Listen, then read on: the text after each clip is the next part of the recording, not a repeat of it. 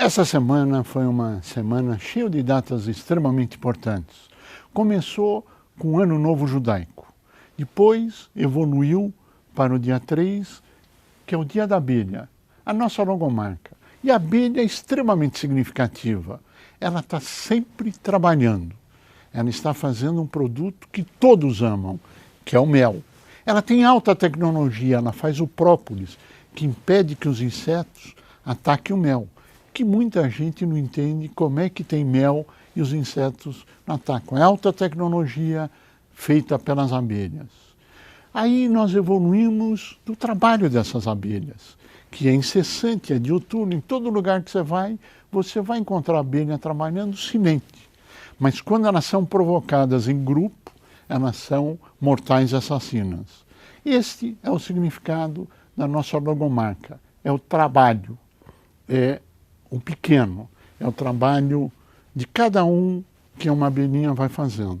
E foi esse trabalho que nessa semana, onde se comemora o Dia da Pequena Empresa, nós tivemos no Congresso Nacional defendendo você, a sua empresa, numa audiência pública da PL 1646. Assista o programa e vocês entenderão. E nesse dia que comemoramos o Dia da Pequena Empresa, eu tenho a dizer, é um copo pela metade. Meio cheio ou meio vazio. Meio cheio se você disser o futuro que nos espera é melhor do que o presente. Meio vazio se você disser já foi bem melhor, a economia caiu, tivemos que desempregar, tivemos problemas. E só quem é empresário sabe disso. E quem sofre as dores é a sociedade como um todo. São os trabalhadores sem emprego, são as empresas quebrando, são dívidas se acumulando, são problemas de todos os lados. Ou seja, é um ciclo que nós esperamos que chegue ao final, quando ainda é prematuro. Mas é o copo que está meio cheio ou meio vazio. Feliz Dia da Pequena Empresa, considerando o copo meio cheio. Dia triste, considerando o copo meio vazio. Mas o trabalho continua e nós queremos dizer, nós só existimos porque você existe. Obrigado por estar conosco.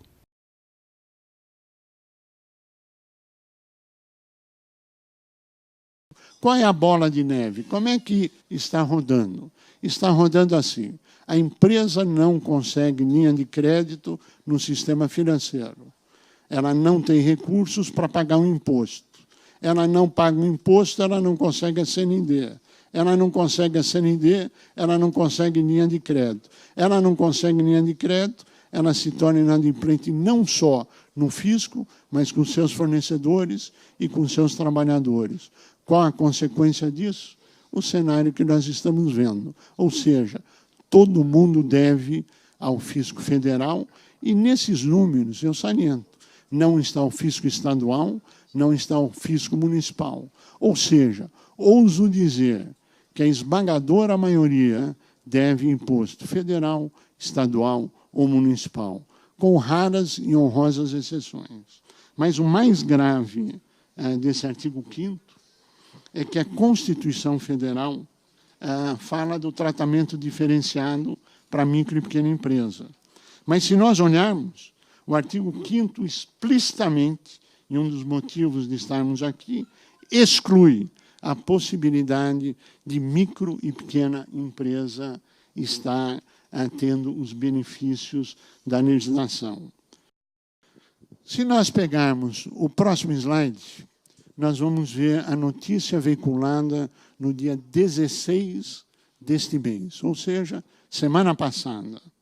É um dado da Receita Federal do Brasil, onde veiculou a notificação a 738.605 empresas, vou repetir, 738.605 empresas que possivelmente serão excluídas do Simples por falta de pagamento em janeiro de 2020. Se nós fizermos a divisão no número de empresas por devedores, nós verificaremos que 67% de todas as empresas do Brasil têm alguma dívida com o fisco federal, segundo dados do próprio governo federal, do fisco federal, 67%. E, por último, se nós colocarmos os 738 mil empresas que estão sendo notificadas pela Receita Federal do Brasil e presumirmos que elas serão excluídas do Simples, a pergunta é, será 67% do total das empresas ou será 77,5% das empresas inadimplentes com fisco federal? O que é que nós estamos sugerindo? Se for aprovado uma metodologia de cobrança de 0,5% do faturamento das empresas devedoras pelo total da sua dívida, claro que com todas as travas, todas as reservas para garantia do recebimento, isto pode viabilizar dinheiro no caixa do governo já. E nós não estamos aqui falando em refis. Se nós, todos nós, governo, Câmara dos Deputados, Executivo, Senado, empresas, acreditarem que o Brasil vai crescer, o fisco vai arrecadar mais, porque é 0,5% de faturamento. No entanto, se tivermos o aprofundamento da crise, o fisco vai arrecadar mais do mesmo jeito, porque hoje ele está arrecadando zero. Então, 0,5% sobre alguma coisa é muito mais do que nada sobre nada.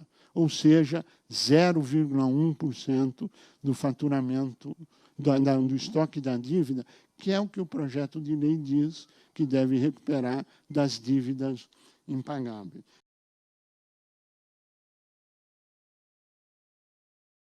Todos, não tem quem não se preocupe com a situação das pequenas empresas, micro e pequenas empresas. Mas a gente também tem que ter em vista que já existe um regime diferenciado. Então, você criar uma diferenciação em cima de uma diferenciação acaba sendo também um problema. Claro, tudo pode ser trabalhado dentro de uma perspectiva, como foi colocado pelo Dr. Joseph. Se o imóvel é essencial para o funcionamento da empresa, você tem que tratar de forma diferenciada. Ninguém tem o objetivo de que a empresa pare de funcionar ou que tenha um dano irreversível. Mas essa possibilidade é importante para garantir a efetividade da cobrança. E os dados do CNJ explicitam a situação dramática das execuções fiscais, porque esse relatório dos dados do CNJ indicam que há um congestionamento correspondente a 92% dos processos de execuções fiscais que tramitam no país. Isso quer dizer que de cada 100 processos, por exemplo, que havia no final do ano de 2017, apenas 8 finalizaram no ano de 2018. Então, é inegável que o Brasil precisa, com urgência, de que tenha curso a reforma tributária para diminuir o peso dos tributos sobre o setor empresarial e também sobre a sociedade civil. Eu concordo muito com as críticas trazidas aqui pelo senhor Cury, no sentido de que há a necessidade de ter um olhar de modificação do nosso sistema tributário. Mas, de nenhuma forma, nós podemos simplificar ou diminuir ou deixar de ter uma postura dura no momento da cobrança judicial. Porque se ela não traz o resultado, ela tem um caráter pedagógico, educativo também, para evitar que o devedor chegue nessa etapa, que terá consequências graves. Hoje existe a figura do devedor. E o devedor tanto faz ele ser um devedor de má-fé como um devedor de boa-fé. O ordenamento jurídico brasileiro o trata de igual forma. E isso certamente não é justo. Então, o que essa comissão se propõe fazer através desse projeto de lei é estabelecer uma diferença entre aquele que eventualmente aconteceu por um motivo alheio à sua vontade, uma crise econômica, um problema administrativo na sua empresa, seja lá o que for, mas por uma questão alheia à sua vontade, deixou eventualmente de pagar um tributo, e outra figura completamente diferente, que é do devedor quanto mais.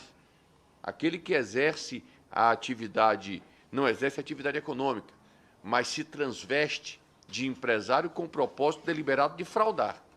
Então, não importa se estamos aqui falando da pequena indústria, como aqui representa e muito bem representa o doutor Joseph Cury, ou se estamos falando da maior empresa, a maior indústria do Brasil. O que nós estamos distinguindo aqui não é o tamanho, o que estamos distinguindo é o comportamento.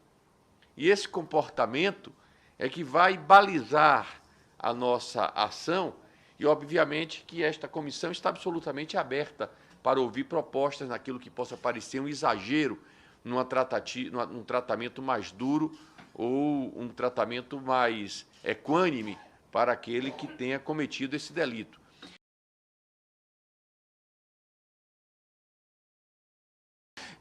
Preservar o empreendedorismo, quer dizer, fomentar o empreendedorismo é absolutamente fundamental. Não há desenvolvimento sem empreendedorismo. Não há desenvolvimento, emprego e pagamento de impostos sem geração de riqueza. Isso é feito pelas empresas. Temos o pior sistema tributário do mundo, então trazemos aí também, e estamos passando pela maior crise da nossa história. Então você vê que é um momento muito difícil para as empresas brasileiras que lutam com muita dificuldade. Muita dificuldade. Elas não são culpadas, mas elas vivem num ambiente muito hostil, muito difícil. Isso fez, como foi dito aqui, com que praticamente 50% das empresas brasileiras estejam endividadas. E certamente isso é uma grande preocupação para essa empresa, é um grande risco para ela e um grande risco para a sociedade também, que precisa dessas empresas gerando os empregos. Então aí vem, deputado Arthur de Oliveira Maia, a nossa oportunidade aqui de aperfeiçoar a nossa legislação. Então nós precisamos encontrar uma forma aí de ter uma cobrança mais justa, mais adequada, né? E eu gostei muito dessa sugestão que foi trazida aqui, dela poder pagar de acordo com o seu faturamento. Mas não adianta botar a faca no pescoço para ele pagar algo que ele não consegue pagar, como é no Refis. Você vai ter que pagar e acabou. Ela vai falar, tá bom, eu vou tentar, mas ela não vai conseguir. Me pareceu bastante, eu acho que vale a pena a gente estudar melhor essa proposta, de 0,5% do faturamento, porque se a empresa faturar mais, ela vai pagar mais. Se ela tiver dificuldade, ela vai pagar menos. Quer dizer, de acordo com a capacidade dela produzir. Isso é muito real. O sistema tributário é perverso, buscando conter a malandragem, ou existe a malandragem porque o sistema é perverso? Assim, Tostines vende mais porque é fresquinho, ou é fresquinho porque vende mais? Porque a grande questão, e isto é uma situação grave, é no momento de fazer a distinção. O momento de fazer a distinção é que cria, porque nós já temos experiências em relação a determinadas avaliações. E é preciso, que eu digo assim, contra a má-fé não tem salvação. É preciso tentar construir um ambiente de boa-fé. E uma coisa que a gente se preocupa muito pouco no Brasil, e eu acho que talvez, e o Estado, como cobrador de imposto, deveria se preocupar também, é com relação ao capital social da empresa, os ativos da empresa, ou seja, o lastro que a empresa tem para gerar dívida. E isso a gente fala muito pouco. Eu queria entender se isso está sendo procurado, preocupado aqui. Por quê? Não faz sentido nenhum uma empresa que tem um capital social minúsculo, que não tem ativos, que ela consiga adquirir uma dívida, seja com a iniciativa privada, bancos ou qualquer outra instituição financeira, mas também com o Estado.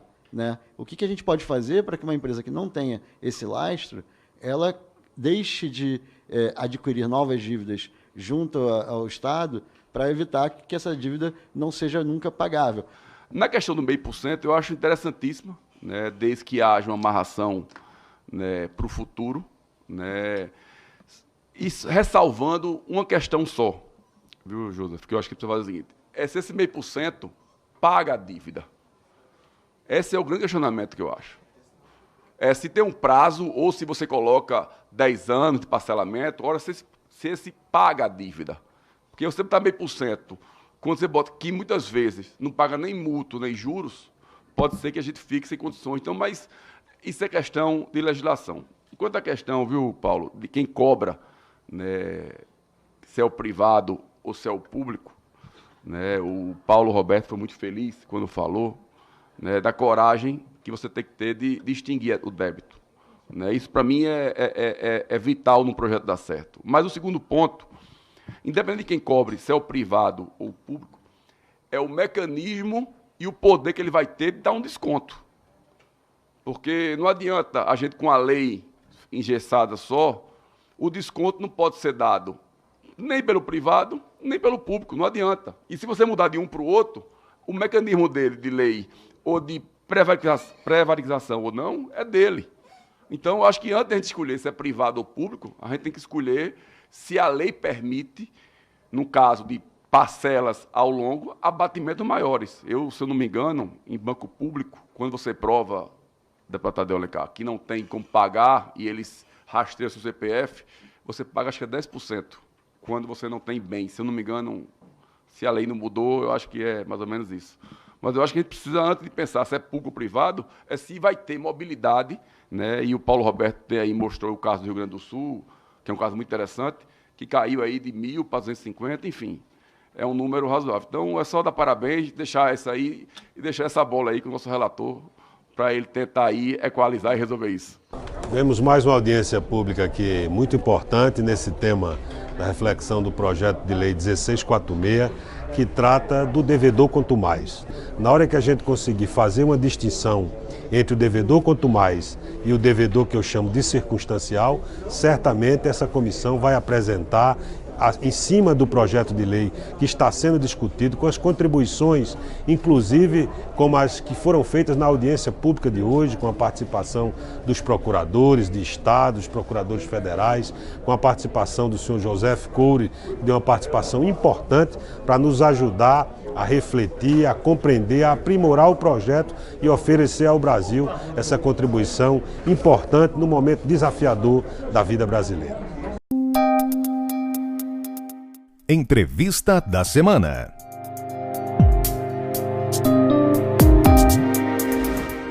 O nosso convidado de hoje é o Dr. Hermes de Assis.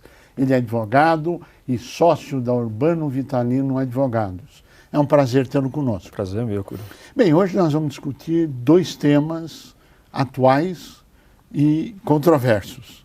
Um da liberdade econômica, que já está sancionado e está em vigor. E o outro, que é o abuso... A lei de abuso de autoridade. De autoridade, que é polêmico e que existem processos. Vamos começar com o mais fácil, da liberdade econômica. Por favor, o que mudou, o que é importante nessa lei, se você acha que a lei é importante? Por favor. Bom, Curi, a lei ela tem diversas perspectivas, não é uma lei muito simples. Ela tem um início dela, é um pouco tratando até da forma como a sociedade irá encarar de uma maneira geral a interpretação do ordenamento jurídico. Há um recado muito importante que é dado para o Estado, para os representantes do Estado, quando estão atendendo ali ao empreendedor, o empresário. E ela, em seguida, vem tratando de questões muito objetivas, né? Trata de alterações do Código Civil, trata de alterações na própria consolidação da lei do trabalho, da CLT. Então, ela tem uma série de aspectos importantes. Ela é extremamente abrangente. Ela é extremamente abrangente. Quais são os principais pontos que você acha importante? Bom, eu vou aqui abordar um pouco mais objetivamente aquilo que mais afeta o empresário e que também é um pouco mais da minha experiência. Tem um primeiro ponto que eu acho bem interessante, é como a lei veio para poder proteger o patrimônio do empresário. Ao longo dos anos, apesar disso ser uma questão antiga, esse conceito ser um conceito antigo, que é o conceito da diferença entre o patrimônio do empresário e o patrimônio da empresa. Tanto é que era empresa limitada, né? Que era responsável só pelo capital social. Perfeitamente. Mas, e aí, desculpe... Então, o que acontece é que, ao longo do tempo, foi se banalizando o conceito dessa diferença. E acabou que o judiciário, principalmente no âmbito trabalhista e no âmbito fiscal, acabava ignorando muito facilmente esse tipo de distinção para poder atingir o patrimônio dos sócios, quando na verdade se tratava de uma dívida própria da empresa. Isso era um conceito tratado na doutrina, existia de maneira mais ampla e tratada no Código Civil. E o que a lei veio alterar, essa lei alterou 2 artigos do Código Civil que tratam especificamente disso. E ela vem dizer quais são os critérios objetivos hoje que o juiz precisa identificar para poder conseguir afetar o patrimônio dos sócios. Quais são esses? Basicamente, confusão patrimonial, você não conseguir distinguir na hora que um empresário se comporta como ele, pessoa física, e como a empresa dele. Então, se você tem suas contas pagas pela empresa, frequentemente você pega dinheiro seu e vai pagar contas da empresa, pagar a folha diretamente do seu CPF, isso é um tipo de problema. E o outro é quando você utiliza a empresa para poder praticar algum ato que seja legal, basicamente fraude. Mas aí não é empresa, né? Pois é. Aí não é empresário. Exatamente. E aí faz todo sentido que o judiciário tenha condições de minimizar o efeito, até extinguir o efeito dessa distinção patrimonial. Ele não utilizou aquilo para a finalidade que se propunha à empresa.